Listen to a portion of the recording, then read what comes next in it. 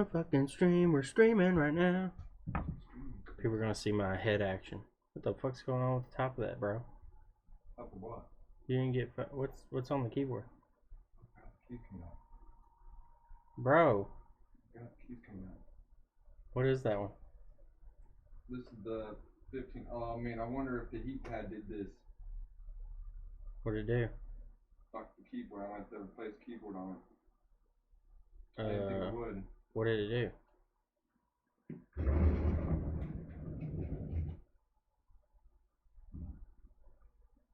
That's from the alcohol, bro. You think it's from alcohol? Wait a minute, is it deformed? Yeah, they're deformed. You're gonna have to replace the keys. Yeah, no. We got one back there, I think, parts for. That's why I said the heat, you gotta watch it. No. Oh well. Anyway, Live hello YouTube. How you doing? What's up, Brandon? We got a fucking 6+ touch IC. Big fucking surprise, right? Hold on. I'm talking to a guy that's working on something. Not a huge success.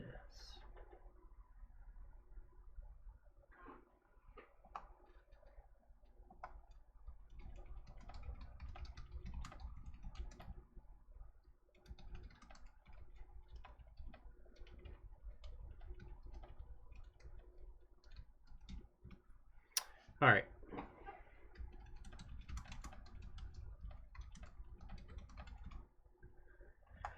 So, take it out of his pay. Oh, the keyboard? No, it's not a big deal. We've got a parts one back here. It'll be all right. I won't fire him for that. All right, Micah. You don't need to be fired for that, all right? Okay, so Touch IC as always. I'm gonna end up doing a little video show how I do baseband reballs. We don't do them very often because honestly it doesn't last, but I've had a few people now this week that have asked me about baseband reballs, so I will show you what I do.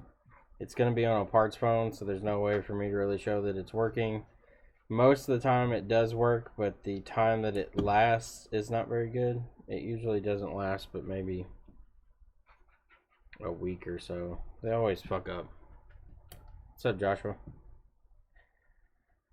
The baseband, I would love to figure out what it is, but I'm almost confident that it's an internal fracture underneath of the baseband that causes it, because we've reballed them and ran jumpers, and several other people like Lauren and a few other people on the forums that I talked to have all run jumpers on them and even run them completely around the board, and they always come back.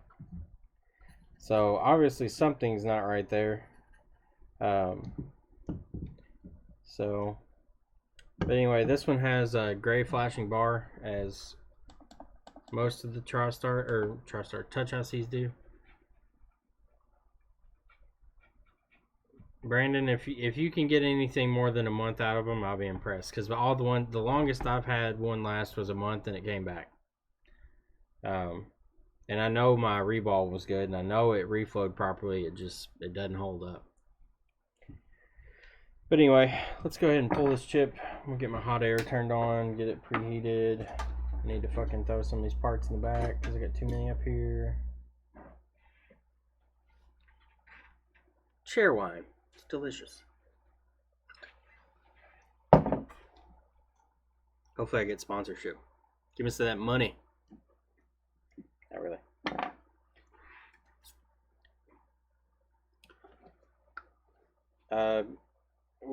Any of my Touch ICs, I kind of do the same thing always, unless there's just something wrong with it.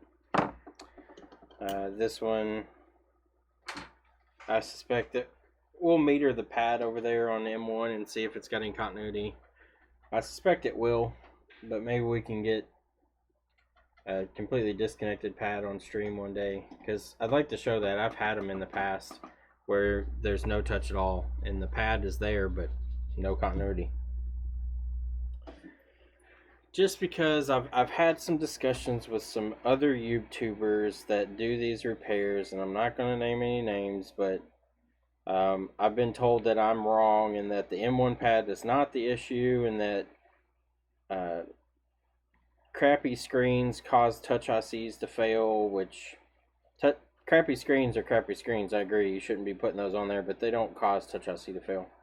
Touch IC is a physical failure and should be treated accordingly. It's not a screen problem. Chris, you know it's from all the heat.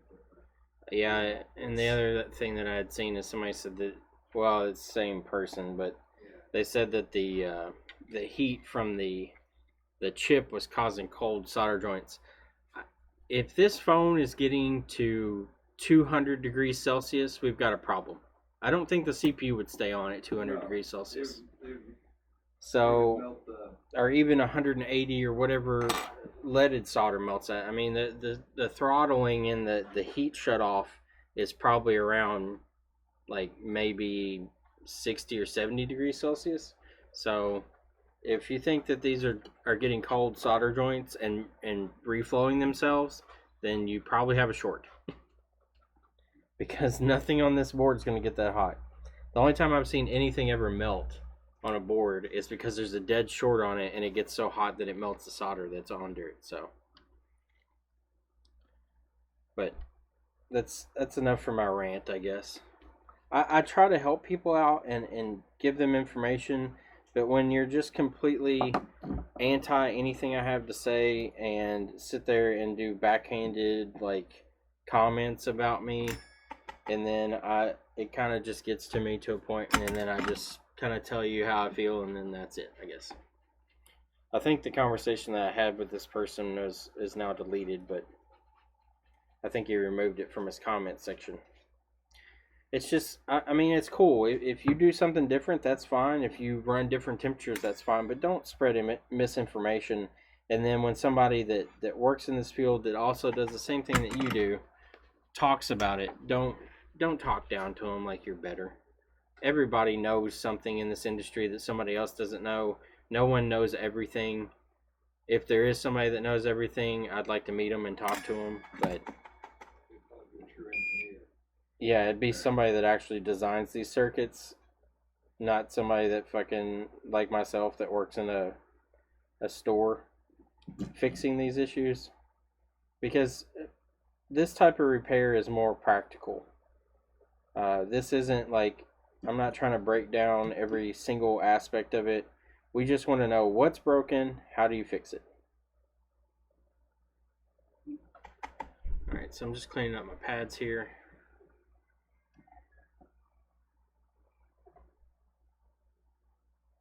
You want to be very gentle with these pads because you can lift them. The M1 pad especially is sensitive. If it's fractured, it likes to lift up and go on a vacation with your iron. Alright, looks fairly good. We'll clean that up.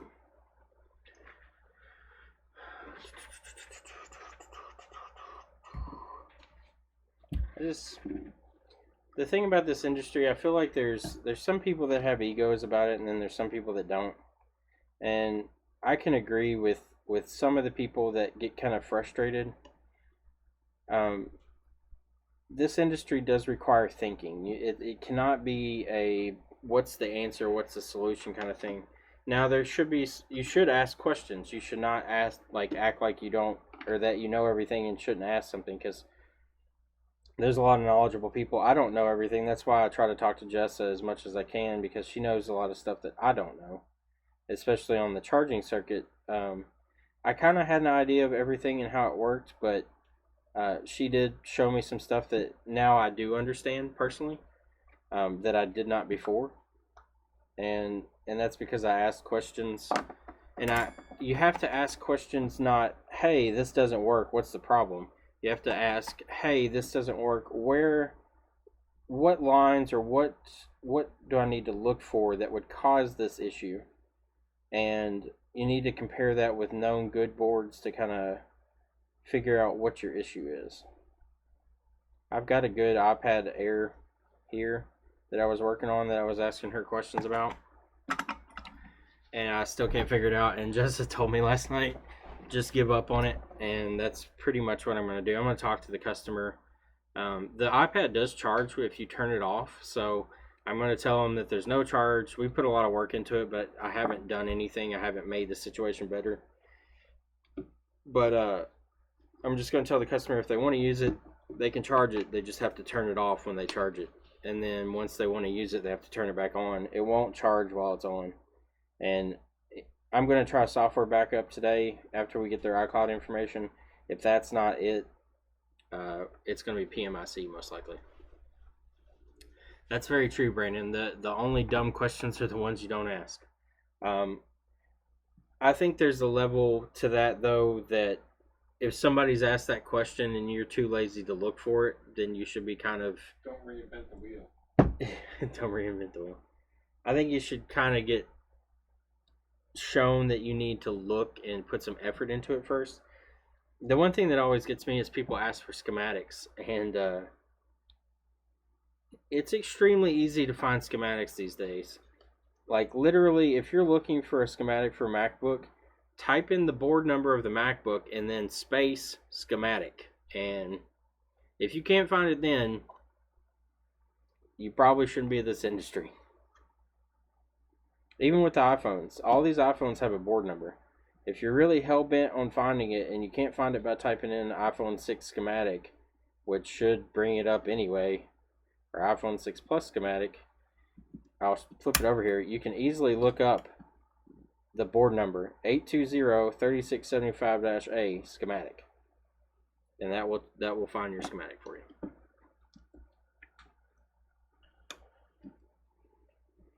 All right, so we've got our area cleaned up. I'm going to check. Need to make sure this is in focus for you all too. I want to check the M1 line here. We need to scrape the via back. Actually, I need to zoom in a little more for that for now. Sorry if it's hard for you all to see. I've got to get. Let me turn this up some. Let me turn my brightness up. There we go. You can see a little better. I've got to figure out something to get this to where I can zoom in and have better lighting. I may just have to install another LED light ring. Have two of them. Twice the power. Very few questions that have not been asked on the forum. Exactly. I mean, if you search around, you can find the answer to the question you're looking for. The thing that I found is if you're searching for something and you can't find a solution that's close to what you're looking for, you're probably being too specific in your search. So try to start off with vague searches. So if I have like an iPhone 6 that's doing something weird, like pulling a certain amperage, but there's more common symptoms, I will search the common symptom, like iPhone turns on, then reboots, and see what I can find. And if something doesn't suit what I'm looking for, then I'll start being more specific. But I think people tend to search like super specific things right away, and usually you will not find an answer that way, or even a path to solution. All right, so I'm gonna zoom out a little bit. Let's do some metering and see if these pads are connected. I assume they will be. It was given as just flashing bar occasionally. And usually when you reflow this solder, well, that one's not connected now.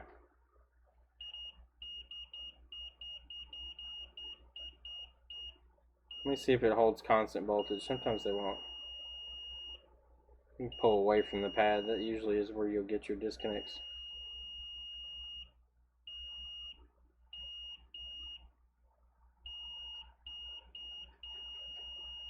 Seems okay. What happens is on the back side here of the pad, where it connects to the trace, you'll get little microfractures there, and whenever you reflow that chip to pull it, that solder will usually bridge that gap. If we wicked it down, we may be able to get that disconnect, but I'm really not concerned with it too much. Also, getting these completely flat is not a huge deal. I see some people that wick them, and honestly, the amount of heat that you're putting in this area, you're directly opposite of your backlight driver and your CPU, so no sense in getting extra heat in an area that's really not needed. So we need to run our jumper wire. I'm getting ahead of myself here. We gotta have this phone done in about an hour because the girl's coming to pick it back up. And she is going to a funeral tomorrow, so she will not be able to pick it up tomorrow either. So she has to be at work at 1, and it's 12 o'clock currently. Alright, so let's run our jumper.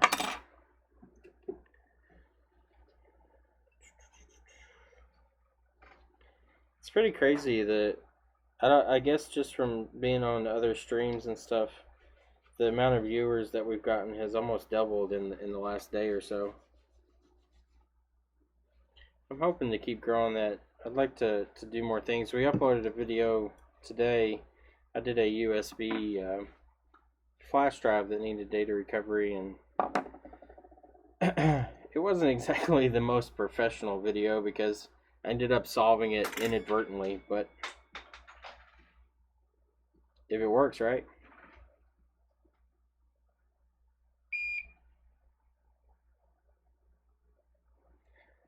Alright, so let's tack this one down. Need to probably tin my fucking via.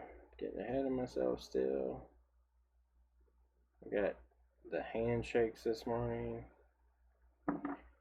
which makes soldering fucking hard.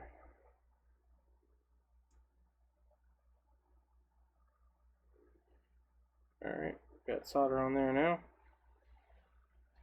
My left hand is always the worst too, because it's not my dominant hand, and it always shakes the most if I'm having trying to get it right in between here.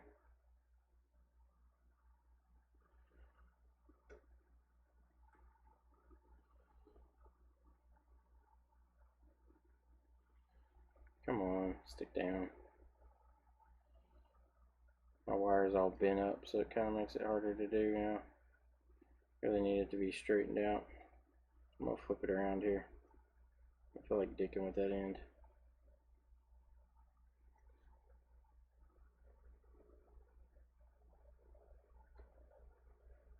Ready to publish your video? Question mark, YouTube? Alright, so that's tacked down. I want to move that over though. I want to cut that end off. Alright, there we go.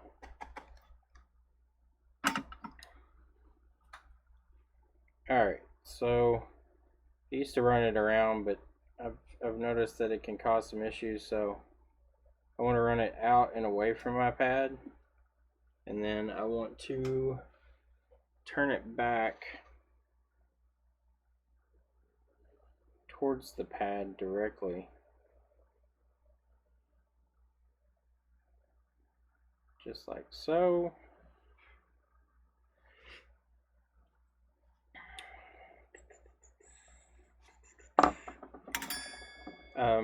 Tinning your wire and your via whenever you go to make this jumper is pretty important. As far as tacking to this pad, I just burn the coating off as I go. Now we need to come in and cut our wire, or at least put a score in it. That way it will release easier. If you don't put this score in, you're running a much higher chance of possibly lifting this pad, which has happened to me even though I have scored it. So if you lift it, no big deal. Alright, so the wire's off. Now we've got our end over here that's kind of hanging off the via. I don't want that, so put a score in it. Make sure it's still in focus. Yeah.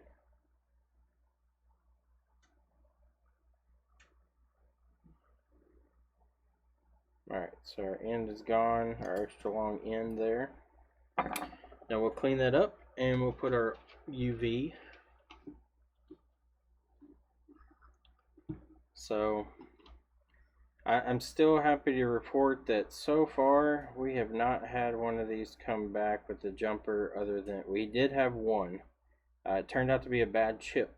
I'm not sure if it occurred from reballing it or if it occurred from just the previous damage to it. We did have one come back that had touch issues at the very bottom of the screen. The touch worked everywhere else except at the very bottom. And we ended up replacing the jumper wire just to make sure that that wasn't it, and it still was doing it. And so we replaced the IC and it stopped doing it. So far, jumper is still holding up as far as the actual touch disease issues go. Alright. So that's done. Let's put our UV conformal coating on that. Or solder mask, whatever.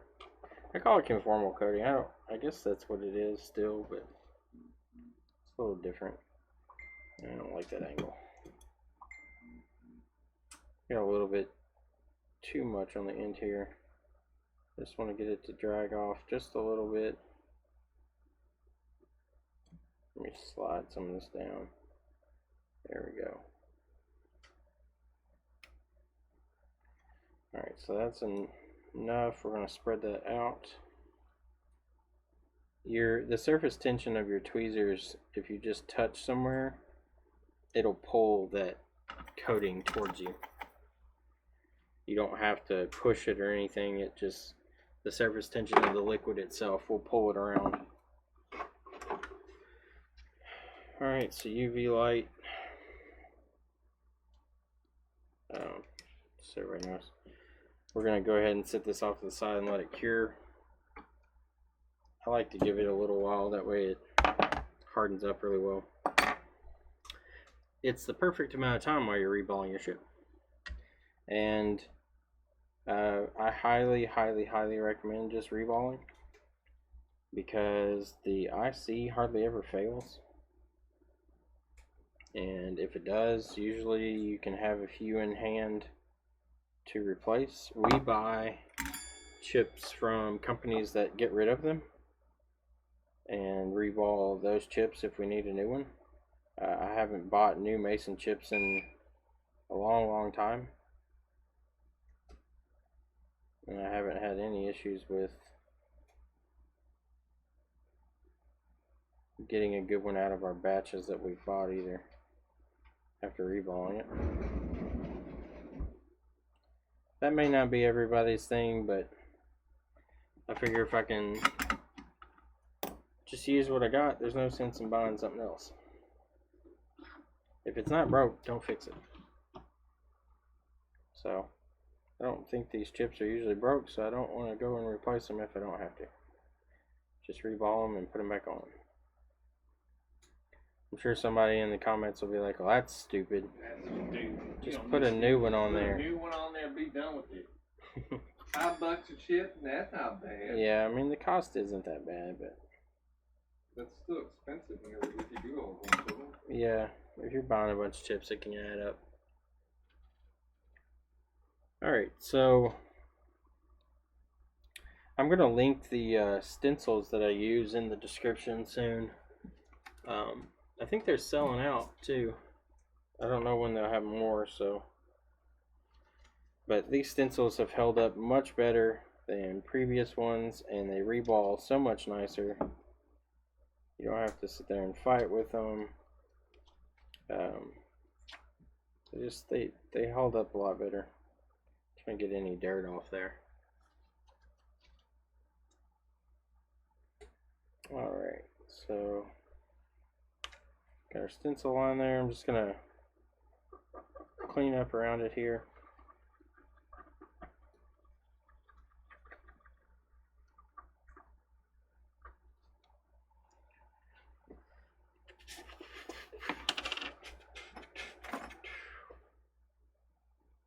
Grab some of our paste.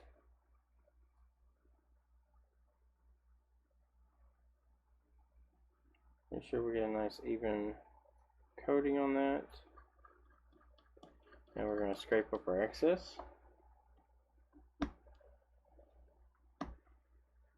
going to come back in and make sure that we get all our excess off. Alright. Now reflow time.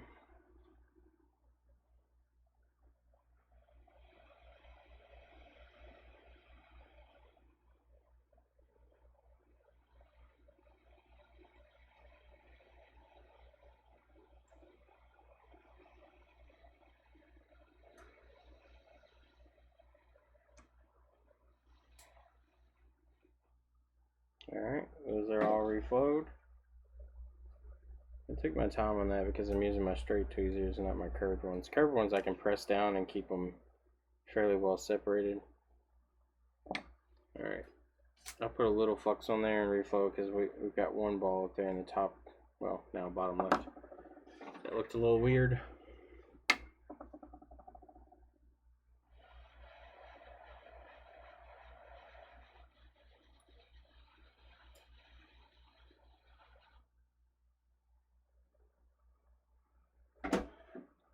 Alrighty, so we got a reball done. Got a pad there that looks a little light. I'm going to go ahead and redo that real quick on that one. I like them to be pretty uniform. One of those looks a little soft. I think I see why too. Yep, solder ball stuck in the holder. So I can actually see the ball that was supposed to be on that pad is still, I think it's still stuck in my stencil here. I don't know. No big deal though. Just come in with a little more paste. Do the same process over again.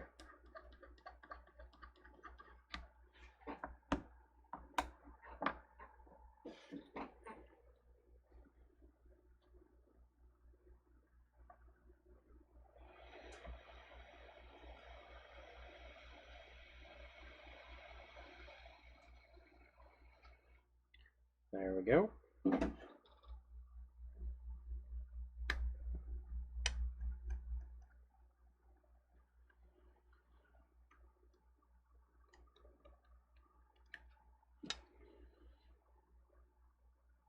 Alright. I'm going to do a quick refill on that and then clean it up and put it back on.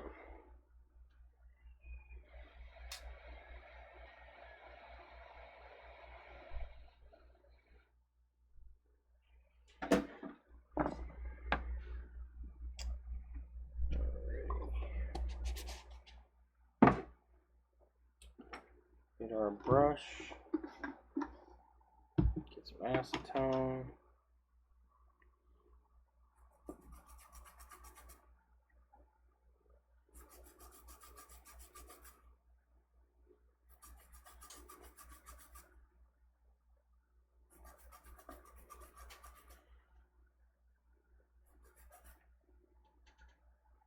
Let that dry off.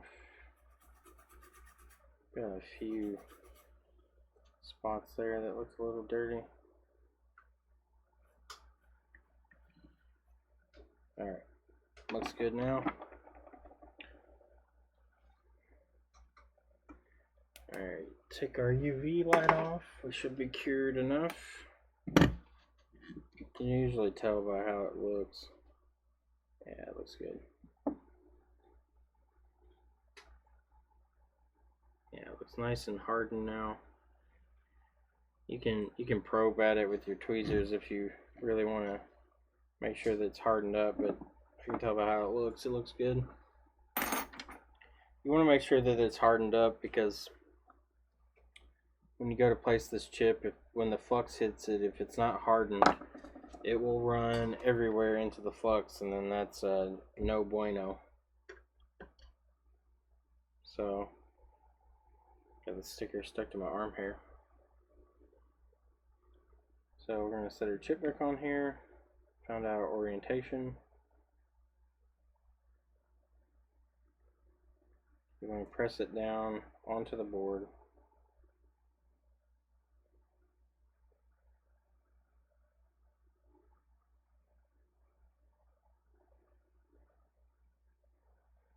Alright, so kind of eyeball it where you think it should be.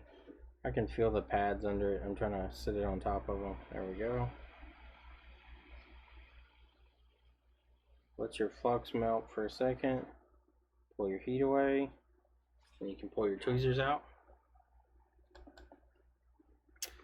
Alright, now we'll just come in and reflow it. It won't take very long. You'll see it shift and fall into place.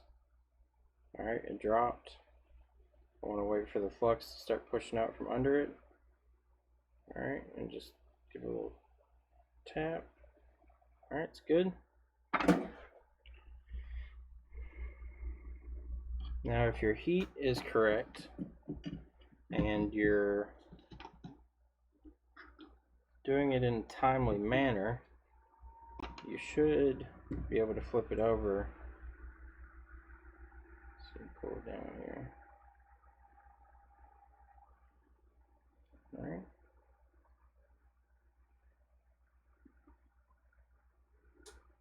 I like to come in when it's still pretty warm and drop some acetone there. It'll kind of eat that flux up a little bit and get it out from under the chip. If you let it dry, it becomes an absolute nightmare to try to get out.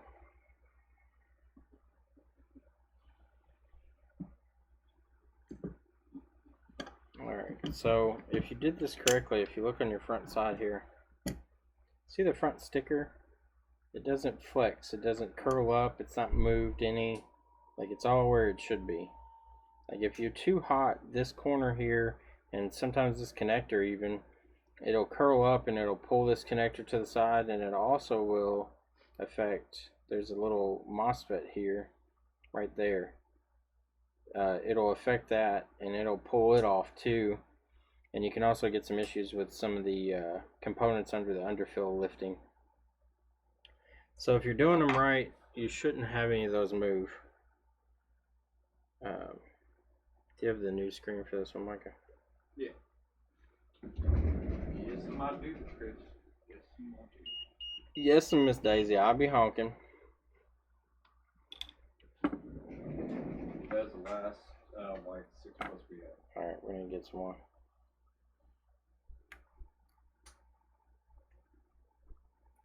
I'll do another 43 minutes. Inventory. Turn on our power supply, get our test leads. Chat's quiet today, nobody's talking. I guess they're all just enjoying my soothing voice. This is KRM 55.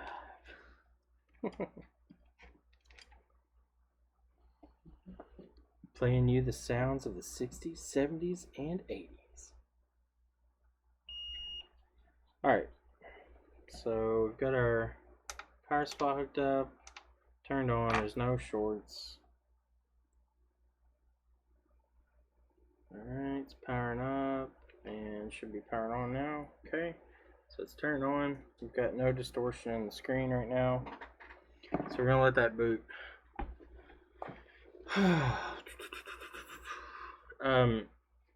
DC power supply is probably one of the most useful pieces of equipment that I have. You can tell a lot about the phones as to how the DC power supply acts when you start to turn them on. You can tell abnormal issues with boot. You can tell abnormal issues with like when it's running. Like it's pretty cool.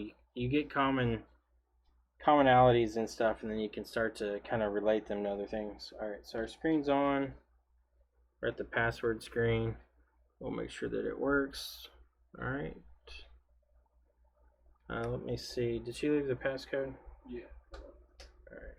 I'm going to turn on the assistive touch and we'll test it out. Make sure everything's good. 2910.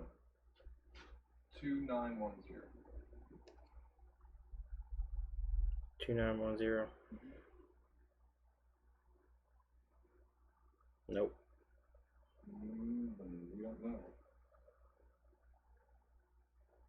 Yeah, it's not 2910. That's what she has written.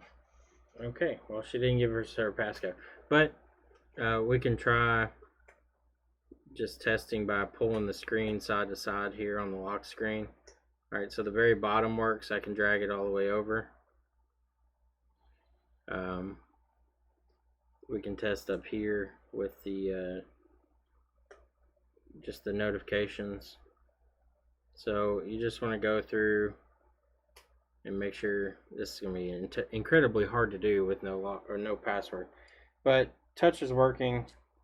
I like to pull it over and just hold it and make sure that it doesn't kick back on you, because then you know at least the touch is holding and it's got a constant signal. So we're going to roll that one to success since we can't really test anything else.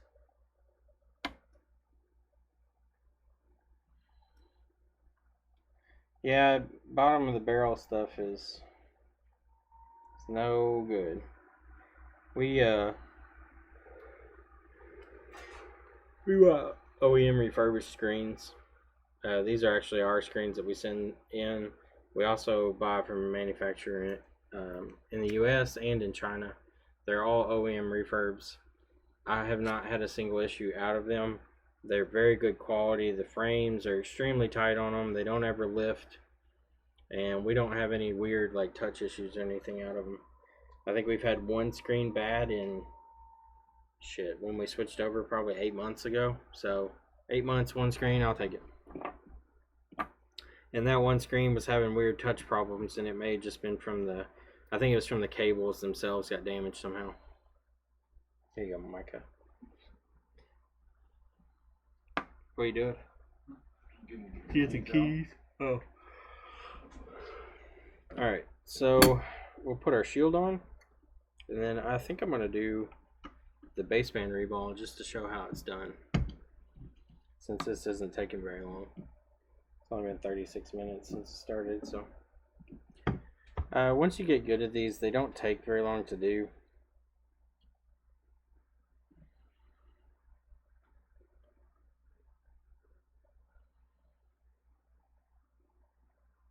I'm just putting down some flux so I can run solder over this edge.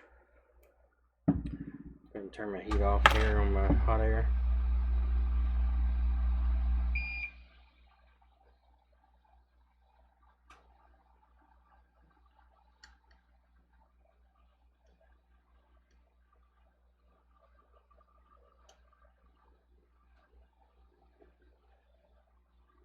So you have to lightly rub along this edge to get the solder to take to it, because it has an oxidation layer. Alright, so that looks pretty good. Alright, that's acceptable for me. In the words of, what's up, Miles? In the words of AVE, that's good enough for the girls I go out with. If you haven't seen AVE's channel, I don't know when I started watching him. It's been a little while ago, but he's grown in popularity. He's a pretty funny guy, very witty. He works a lot with machine tools and stuff, and stuff in your garage, and he knows a little bit about Arduinos and stuff. So he's a pretty knowledgeable guy. I think he's he used to be a mechanical engineer, I believe. Lives in Canada. Pretty smart guy. Your stream still says USB flash drive data recovery. It shouldn't. That's what's saying on my phone. I've got it changed. Okay. Let me click out of the box, make sure it updated. See if it updates now. I didn't click out of the box. Alright. That's pretty easy. Just in that notification. I uploaded a video. I know, but it was from today. Oh. Yeah, I uploaded the video today. Oh, well, maybe that's it. Micah, don't. Remember Google? Don't, Micah. Football stuff. Keep your dick in a vice, yep, pretty much. I like when he does variations on it, too. It's funny, like, he,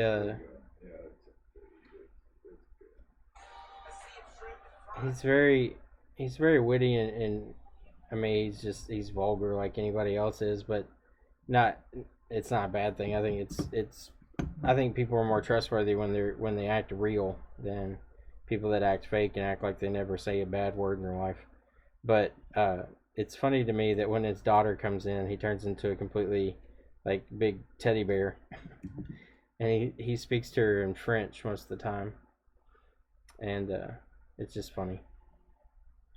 Pretty cool guy.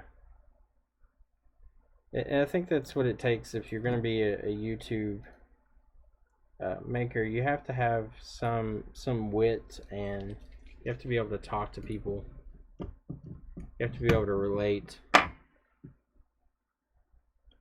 He reminds me a lot of how my dad was. My dad was real witty about stuff too, so maybe another reason I like watching his videos.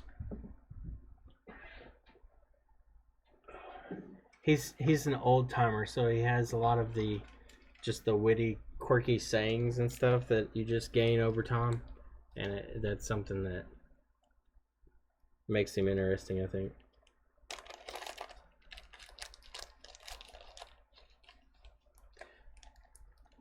Some of them could, I guess, be borderline dad jokes.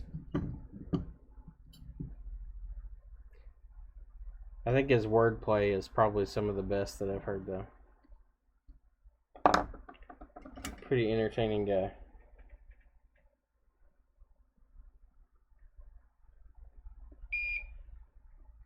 Alright, so we'll go ahead and tack down this corner.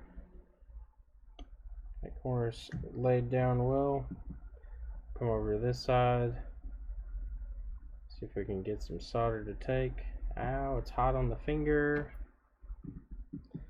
So you all know, solder's hot, and it makes other things hot, so it burns your fingers. Joe, everything is going splendid so far. Now that you're here, it's even better.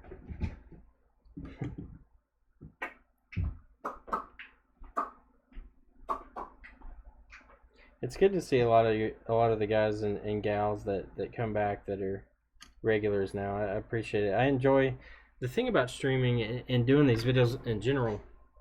I think for me personally is the interaction with people. I like to talk to people. I like to be able to have conversations and just talk about this line of work. It's something that I enjoy. It started out as a hobby and a way to make some money, and it's turned into me as an enjoyment that I enjoy doing this stuff a lot. And it's something I want to learn more in. I want to expand myself and learn more about different parts of this industry. I'm hoping that in the future I can stay relevant with the technology, and that these companies can't phase this aspect out, which I don't think they will ever be able to, but it makes it really hard to do this work when you have active proponents against you.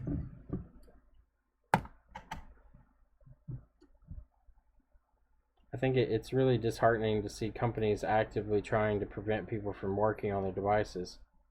I mean, the argument that it's a quality thing, I mean, it's just, no offense to the people that put these together, but they're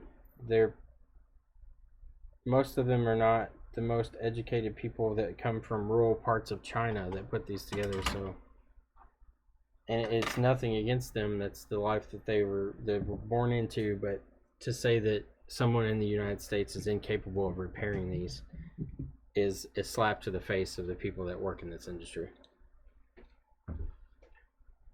And it's an obvious double standard to say that they're qualified to repair them, but we're not, because for some reason we don't know what we're doing, or we don't have the quality parts, while they actively restrict any of their parts, which hopefully these bills that they're trying to pass with the right to repair will help that. And I'm interested. I'm going to contact some people and go down to Tennessee this next week, and I really hope that it passes. Well, at least I hope it goes up for vote, and I hope that the support that's there will push it through. Alright, so we've got our shielding on.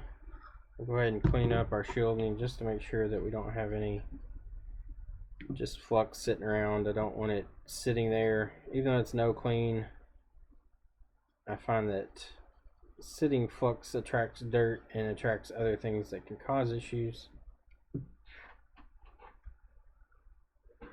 We'll go ahead and mark this one.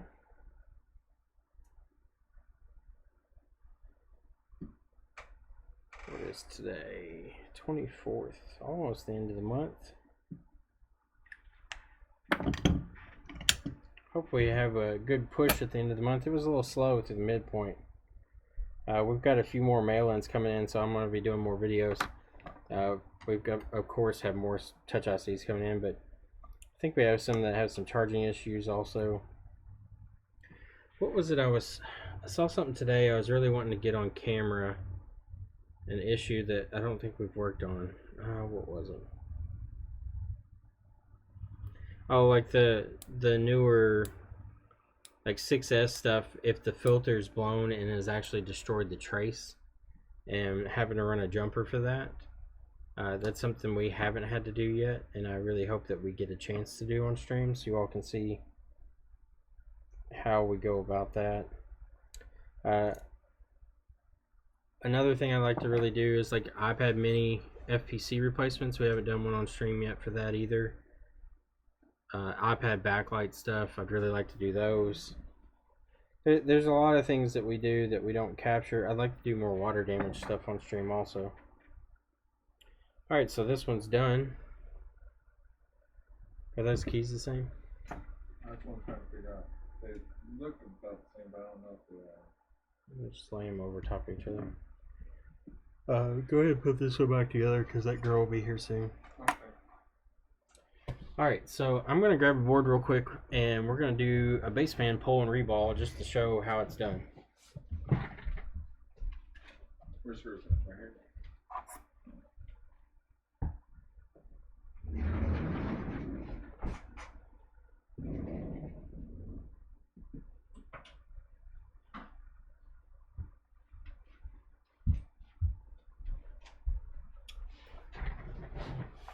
Water damage best as always. Yeah, the water damage are fine because they are random.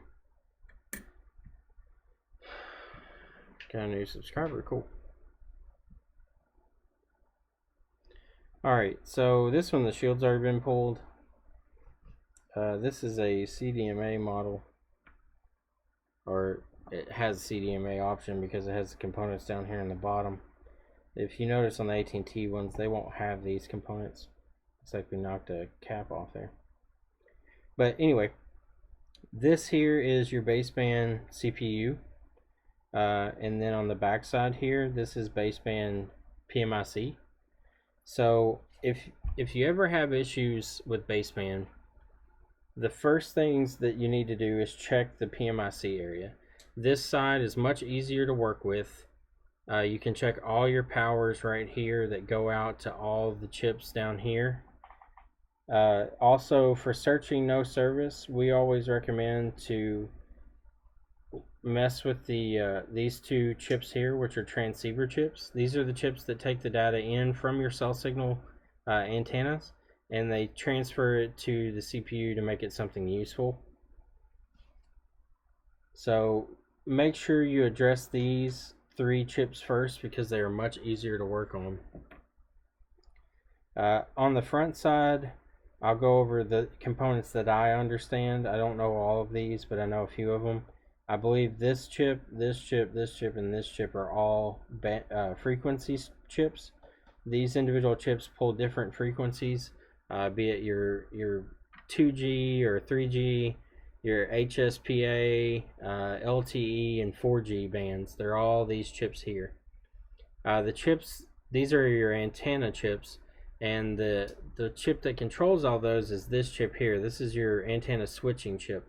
It's actually got a BGA chip on top of another substrate.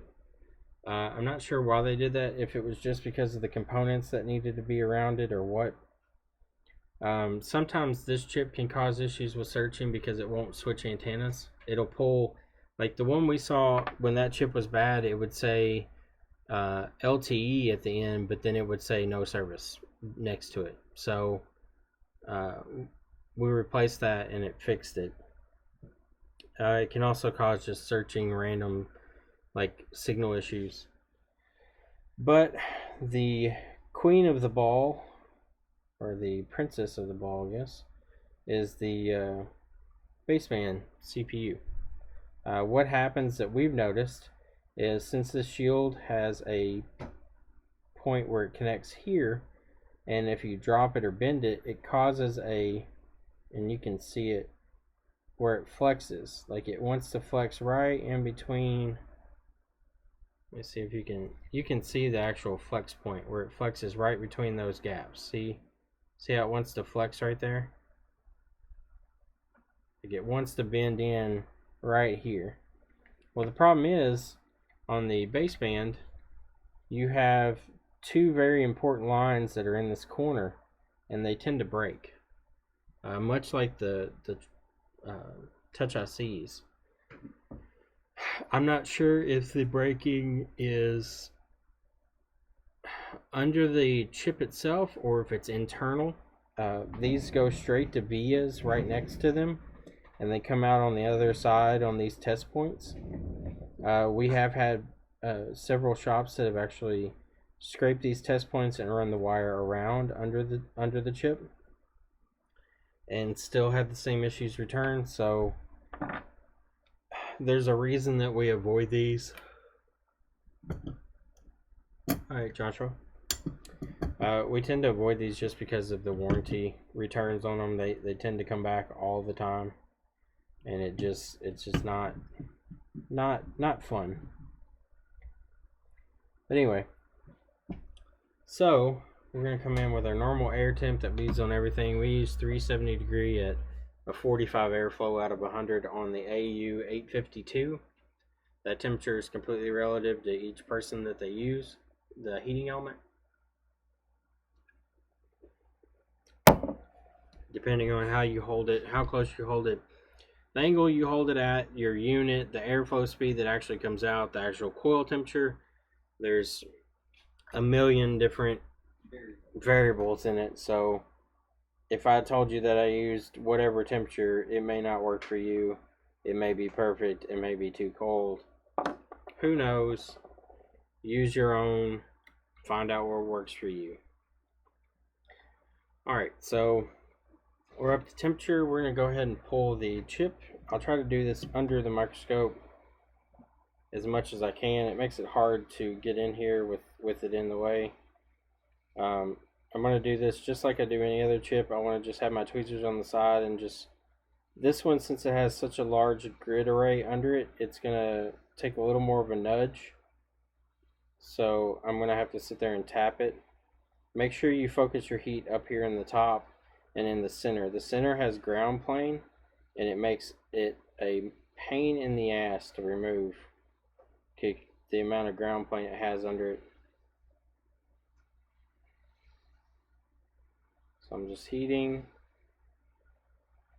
You can also watch the components around it. When they start to look like they're melted, it'll give you a good indication of what's going on under the chip.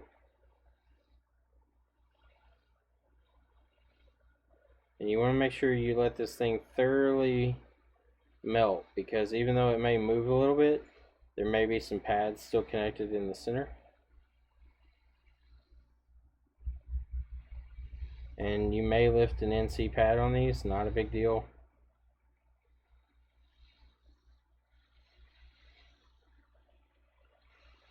Alright, it's starting to get closer. It moved just a little bit there. Felt a little give in it.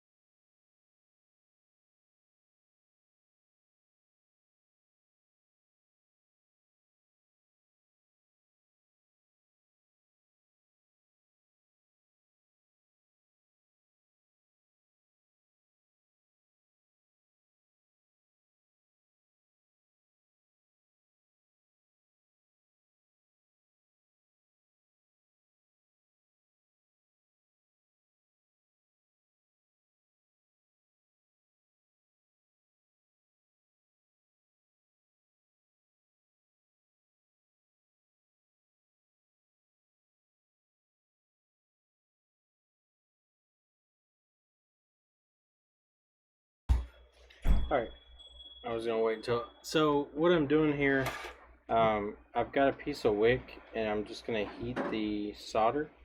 And if you take your wick and just lightly touch the pads, as long as they're liquid, it'll pick up any solder there.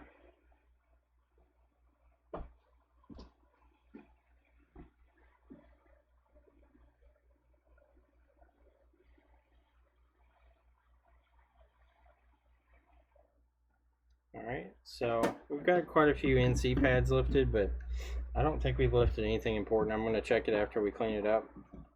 That's very common for this chip. I've only had a few pulls where I didn't lift the NC pads. The NC pads are just held on by glue and just they don't hold up to much strain. We've got one of the NC pads sticking onto the other pads.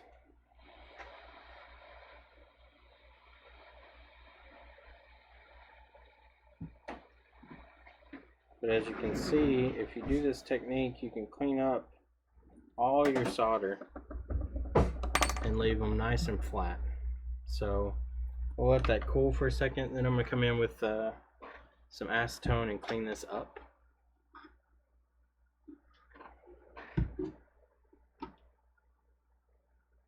Okay.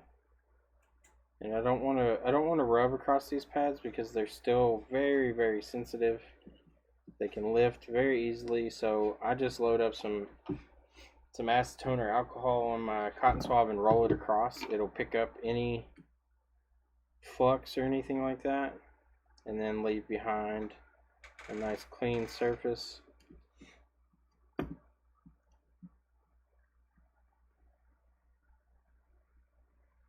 Alright, we got a couple pads that still need to be knocked down,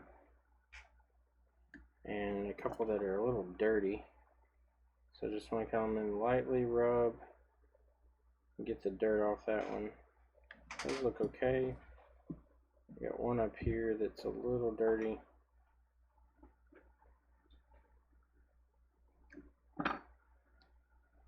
We'll clean those again.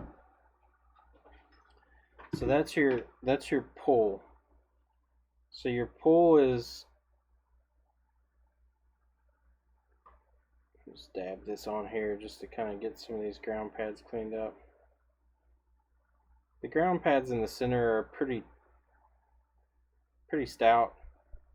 It's the stuff on the outer edge that tends to be soft and easily to pull.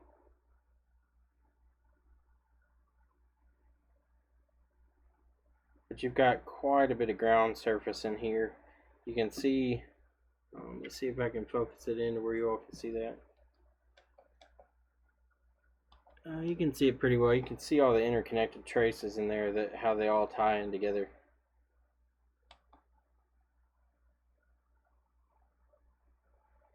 Customers always ruin stuff. This one is not a customer's. This is one I'm doing just so people can see how I do my reball in my baseband work. I don't do baseband much now because of it never seems to want to last. I may revisit one if I find one cheap and see what I can do with it. I need to clean out this excess solder that's on this pad here. That's why I'm even dicking with this. I guess not super important since we're not even going to really mess with this afterwards, but it bothers me, so we'll clean this up. Alright, so that's all cleaned up. We got one down here. See if we can get all our excess solder out of there. Add a little flux. It may help us pull it out. Or not. Alright, well, I guess we'll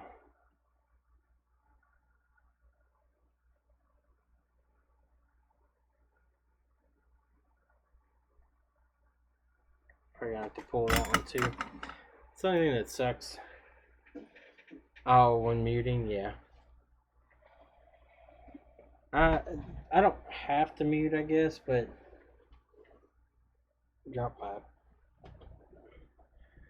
I don't have to mute, I guess, but I feel like it's just kind of a common courtesy thing.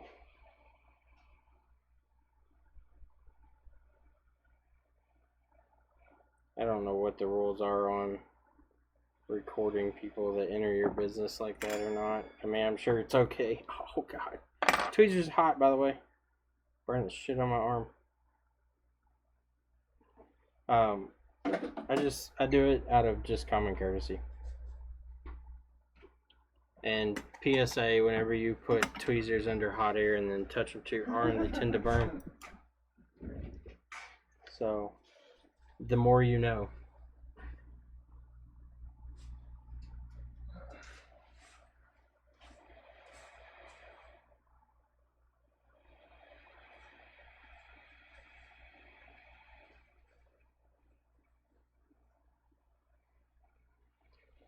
And this should pull right on as soon as it melts.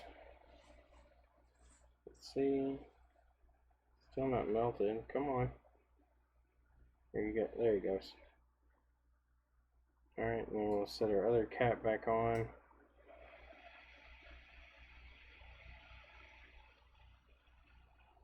Alright, so everybody's back on, happy, blah blah blah. Now the hardest part. Reballing the baseband CPU. So, oop, I'm going to turn my light off. This chip is a bucket of joy. I haven't tried it with my new stencil, so it may be an absolute piece of cake. I'm going to go ahead and clean this chip off with my Wick, because I want to make sure it's nice and clean and not going to have any type of contamination or anything. It's contaminated.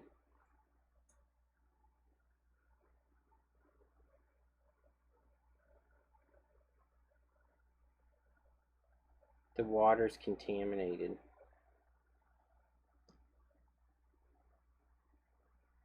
You may know what that reference is.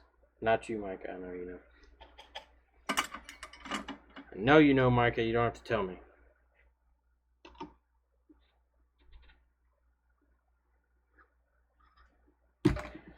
Alright, so now that we've got it wicked, we're going to come in and scrub her down.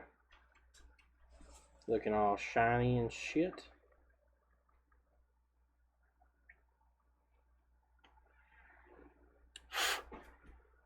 Alright. Got a few pads there in the center that aren't perfectly flat, but we're not too worried about that. As long as all the major shit is taken off and we know it'll sit flat. Alrighty. So, stencil time. Stencil time, excellent. Party on. Wayne's World. Willy, willy, willy, willy, willy.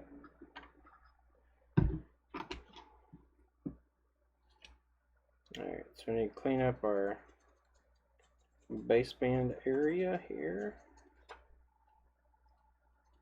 Make sure she's nice and clean. Alright, so we're going to come in here with all its glory. Looks like they don't really give you any type of pin one reference, they just leave them all open, which is nice. Allows you to align the stencil how you please. Now I'm doing this without any tape, so it's going to be a little different. I'm going to see if I can do it this way. If I can't, god damn, it's overexposed. If I can't do this, I will get the tape and stick it down to something. But we're going to do the hard ass way. I'm going to turn my heat down a little so that my stencil won't flex as much.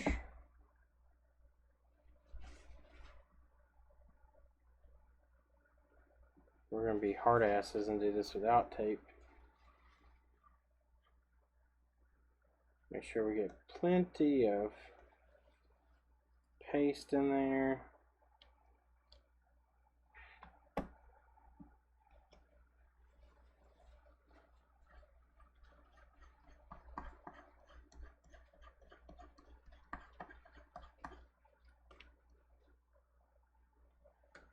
Alright. Cross your fingers, boys. We're going in. Let's see if I can get a good placement of my tweezers here. Alright, we're going to start in the center and try to heat our way to the outside. Yeah, the stencil's already flexing. I can see a gap. Let me heat the stencil itself first.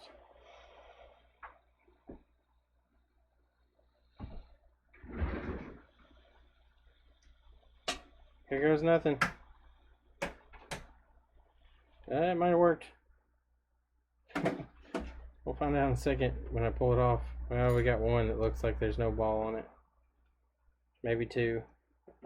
If I get one or two without a ball, I would be very happy. Alright, we got 1, 2, maybe 3. Yeah, we got 3 without a ball.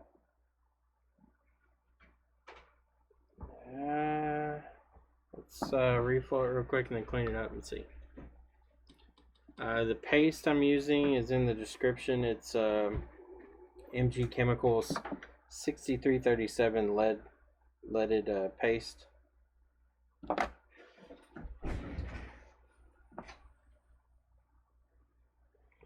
let's come in and reflow.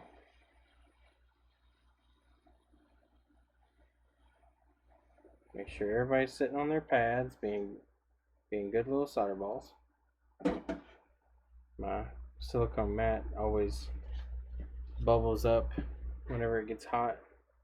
It expands in the center. Alright, so overall it looks pretty good. We only got 3, looks like 3 pads that just need to be balled, and I'll do those by hand. There's no sense in relaying the stencil on this because they're so sensitive. All the tools, yeah, all of the tools are in the description that I can think of. If there aren't some in there, please let me know. I will add them. The stencils I'm going to add if they're not in there. I don't think they are. But I will add a direct link to those.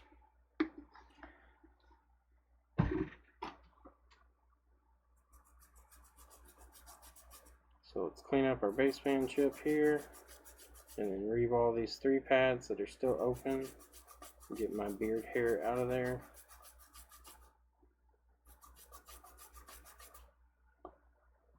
Let this dry. We got a few fibers on here. Goes up.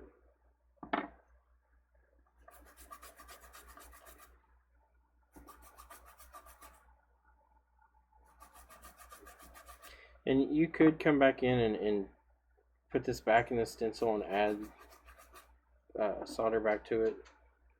I really don't want to do that because it's just not worth it to me. As you can see there, let me zoom. Got a nice even uniform reball across there. Nobody is too tall or too short. We have our 3 pads here.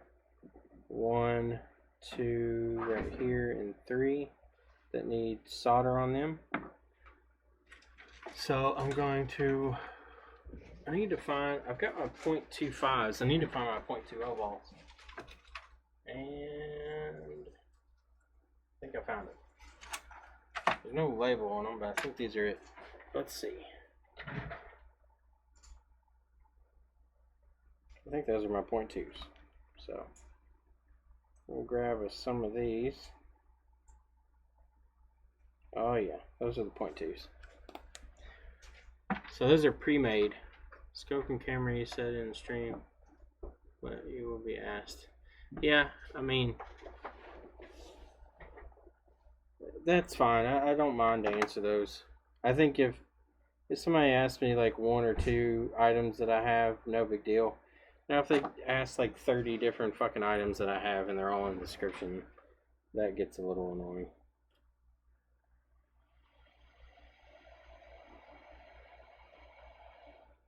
Alright, I'm probably gonna have to do this on my plate. Don't do that. Because this silicone mat's just gonna keep expanding on me. And it's gonna cause me headaches. Let me see if I can at least get this one tacked down in place. Mikey, can you hand me that plate? Let's do it on there. That way I don't have to fight it. I'll grab my 2 other balls here. I'll stick them to my ugly ass tape. Alright, so we got those stuck down. I'm gonna just press this down a little bit. Alright, so all I'm trying to do is get this ball right here on this pad. There we go. Much faster, much easier. Grab our next one. On, and grab one more.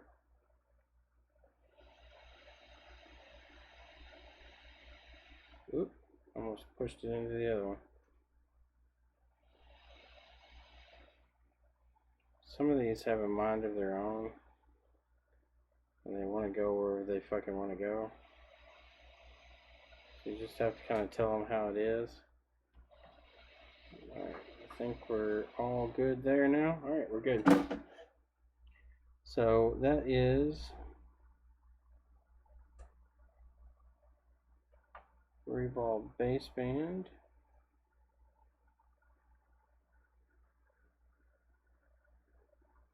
Let's see. I think we might have a couple here that are on this end. Yeah, we got a couple here on this end that are still not exactly what I would like, so I'm gonna go ahead and ball those. I've got 1, 2, 3, 4, 5 that look a little small. Even 6. So I'm gonna go ahead and do those by hand. That's the one thing on these you need to make sure of. They need to be close. They don't have to be exact on the balling size, but you need them to be fairly close to each other, because when it shrinks down, if one of them's too small, it's not going to sit on its pad, and then you're going to have a disconnected pad. And I may be doing these and they may end up being just NC pads that aren't even there anymore. So, but it's best to make sure that you do them. Oh, we got there. We got 5. I need one more. I'll take 2 more. Whatever. Come on. Alright.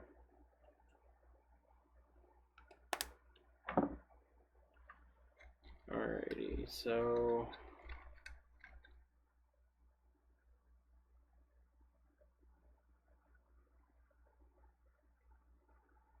let's go ahead and reball these now.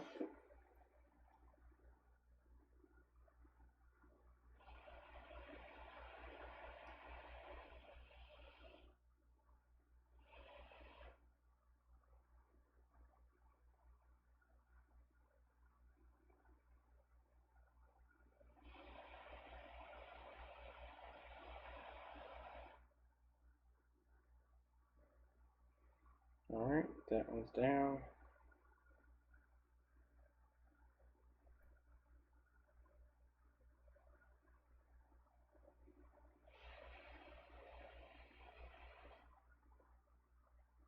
That one's down. This not being stuck down makes this a lot harder because it's fucking constantly goddamn moving.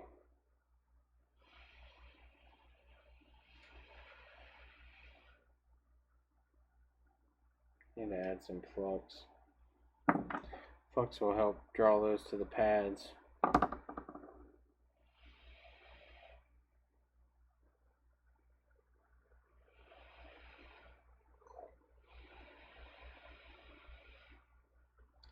Get hot on my fingers. Well, this one is just being a pain in the dick. Go. Thank you. Oh, thought I had it. There we go. Alright, we got 2 there.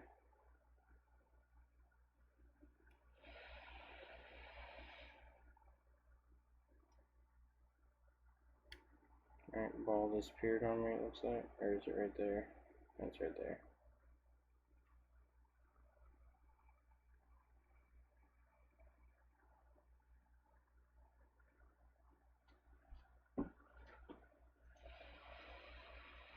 And just let that one go to the one it wants to. There we go. It's hard to see these for you all, I'm sure.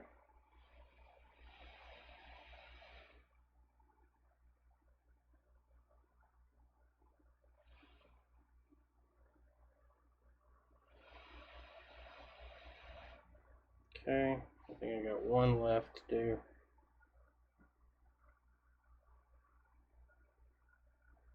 See if I can find my solder ball.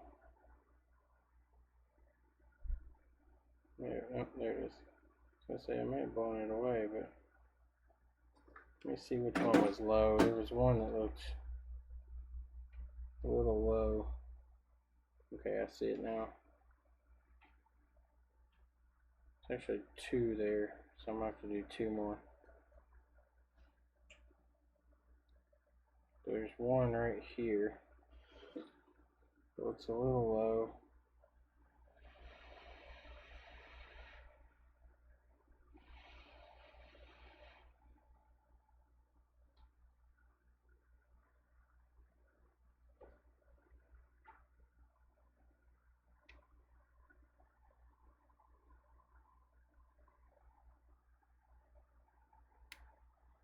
Alright, I might have to stick this down. It's getting fucking annoying.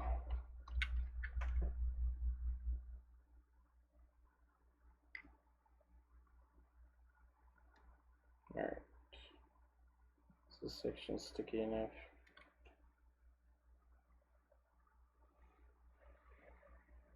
Alright, so this ball I need on this pad right here. So I got it held in place.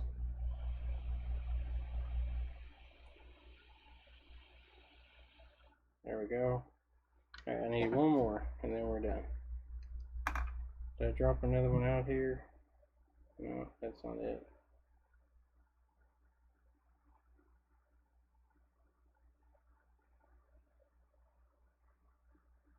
That's not it. Alright, so I'll grab one more.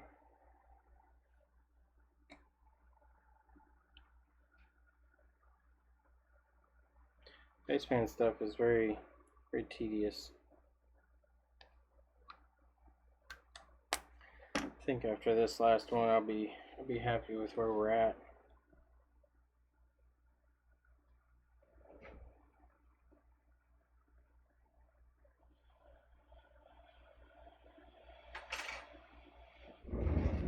I think I can see what happened here. Oh shit, bridged them. Alright, so if this happens, so this happens every now and then. If you bridge 2 pads, no big deal. What I do is you need to add a little flux just to make sure when they reform that they kind of separate. And take your tweezers and lay it right on the center of them. See if I can get it there. Alright, so I'm on the center of them. I'll just heat it.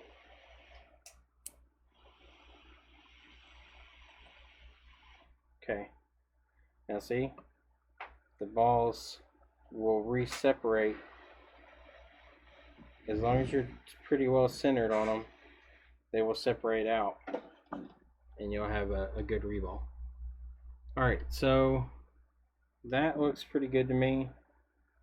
I'll check and make sure that we don't have any super low ones.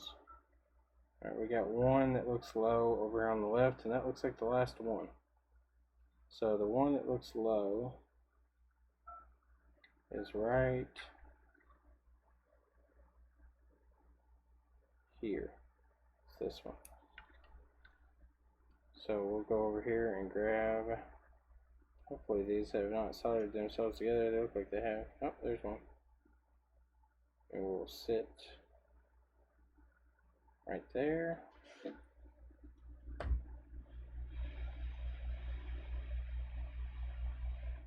Alright, it's on.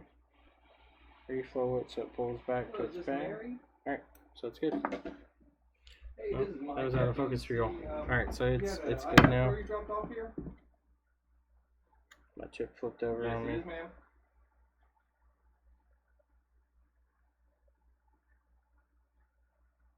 And these on this end don't look great either. I got 1, 2, 3, 4 there. That okay, that looks shitty. That'll work out because Saturday we're not open here Saturday and Sunday. But if you still need to pick it up, so we are at Cleveland. So we'll finish these 3 up now. We're here Monday through Friday. So if it's next Monday, that's fine too. This is the thing about reballing these. It's just you think you're done and you got more to do. Not a problem, man. Bye.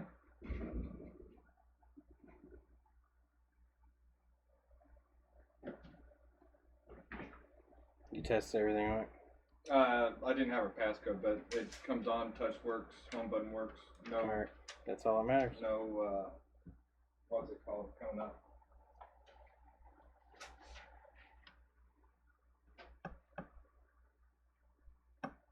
Alright. So we got enough solder balls down there now.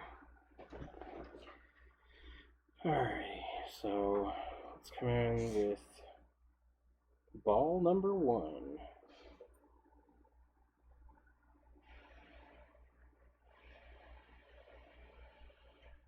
The way I get these to hold is I kind of go based off of the direction of my airflow, and I hold my tweezer on the back side.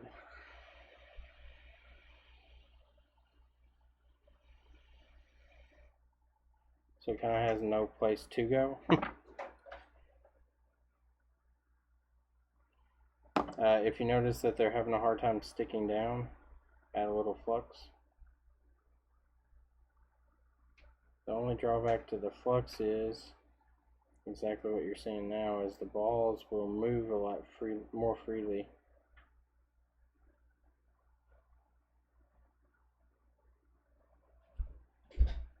We got 2 on there. That one didn't stick.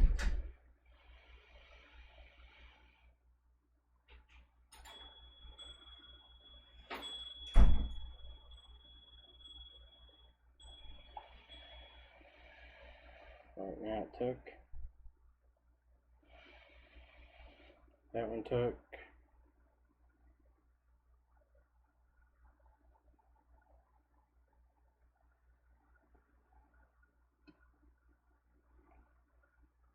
That one's. I think that's a conglomerate of a few balls. We got one more to do.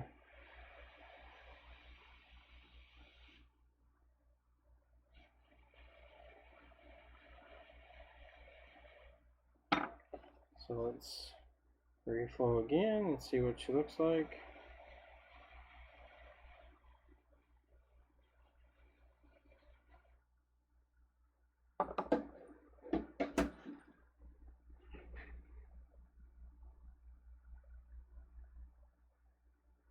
Alright, now we look more consistent.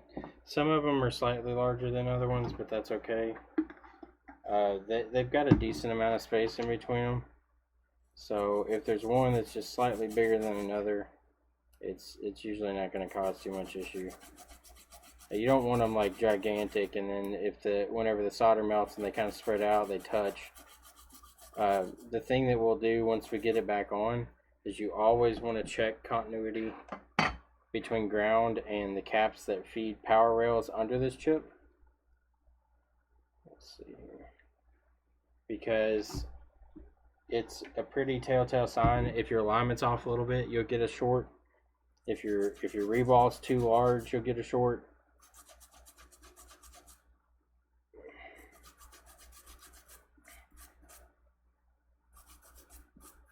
Alright. Now let's take a look at her.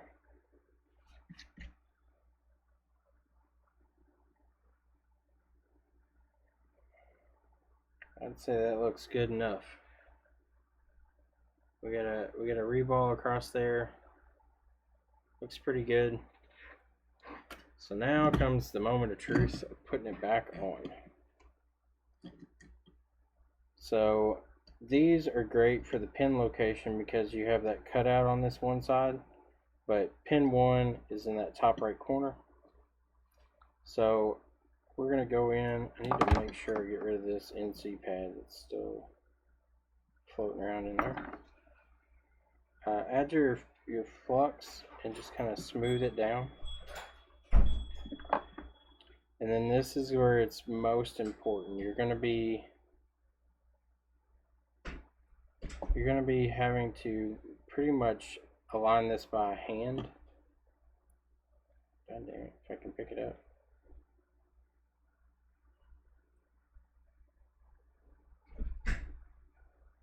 So if you put it down, you can kind of feel where the pads are since we've wicked them. But I like to go visually off of where it looks like it should be. So that looks good right there. And I want to come in and I want to heat this until our flux boils a little bit.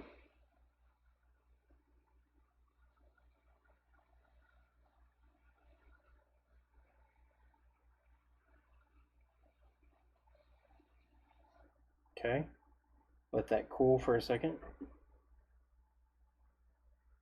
Alright, we tapped it a little bit on exit, but I think we're still in a good location. We'll turn our heat back up. That way our chip will take. I'm going to turn my airflow down a little bit because I don't want to move this chip much. I'm just going to stay on the center. Well, and I tapped it like a retard.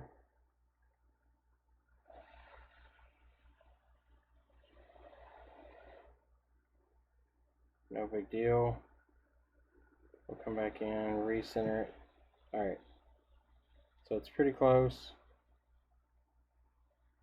Now we're going to just reflow our chip. I like to start in the center because of the ground plane. Alright, it's already moved itself. Now we want to make sure we heat it up well because there is a lot of ground plane in the center that melts after the outside edge does. And I want to just lightly tap it. Alright, it sprang back. Alright, now that should be well soldered on. Not a perfect install. I knocked it a little bit, but we'll see if we get a short. If we do, it'll have to come back off.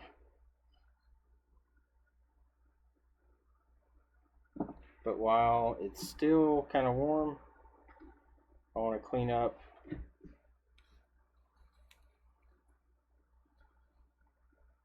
that way the flux is still kind of soft and we can get under that chip and kind of push it out. Okay, so moment of truth. Did I short anything out? So the caps that I test that are dead giveaways are all down this side and across the bottom. So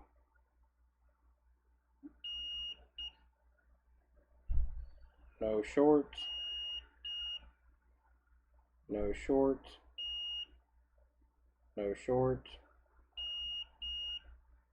So everything along this edge is tied to a power rail that goes under there.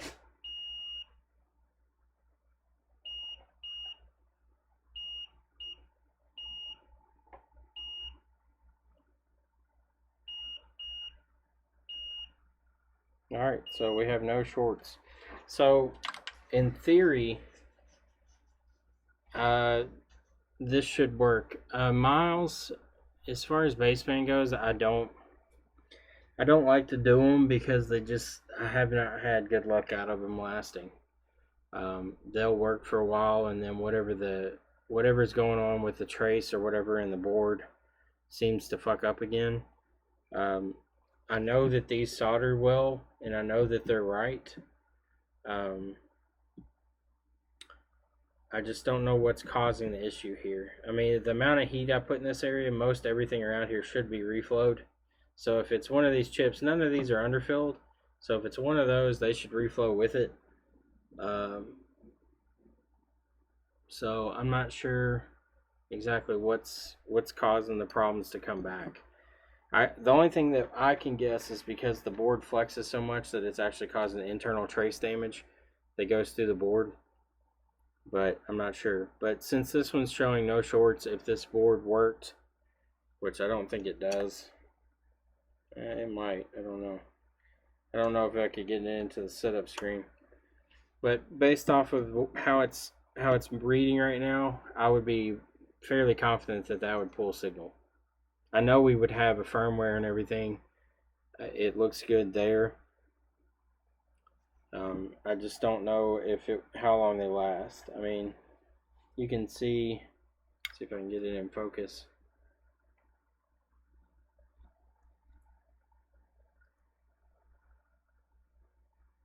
Yeah, it's pretty dim. I think this turned all the way up. You can see the reballing in there. It's connected to the pads. The chip itself is fairly level. Like the board itself here at the very bottom is actually kind of warped. Let's see. Yeah, it's like this bottom edge of the board is actually twisted down. I don't know if that was from previous damage or what. But